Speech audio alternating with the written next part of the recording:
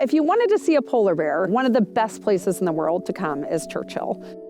I've been working with polar bears for over 10 years.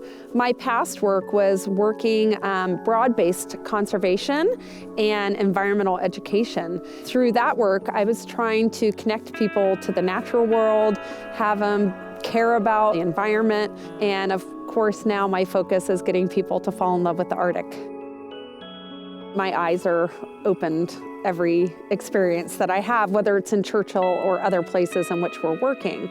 It's not just about polar bears, right? I mean, climate change is impacting polar bears, it's impacting sea ice, but it also is impacting people.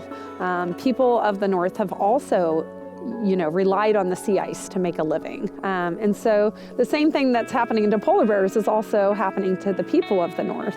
And they're having to look at how they're going to continue to sustain the way they've been living for centuries.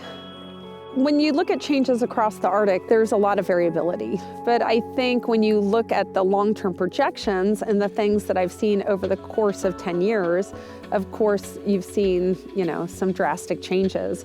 Last year I was in Norway, for instance, and we flew in and the fjords were wide open in March. I mean, this is when they should be frozen. They should be lock solid with ice, and you're flying in to do polar bear conservation, and the sea is wide open. That's almost unheard of historically. So there are those moments that it really hits home, where you're like, wow, this is real. I think the greatest thing you can do for polar bears and climate change and saving the sea ice is by being an active citizen. So that means talking about the issue of climate change, voting for elected officials who are willing to take, aggressive action on climate change. And then there are personal things that you can do in your everyday lives.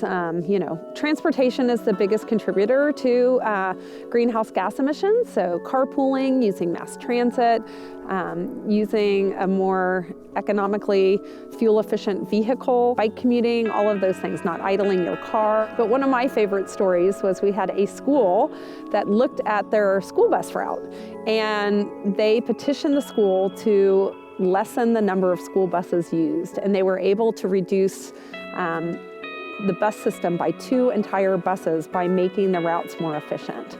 And so if you look at this over the course of a year or multiple years, that has real impact for polar bears.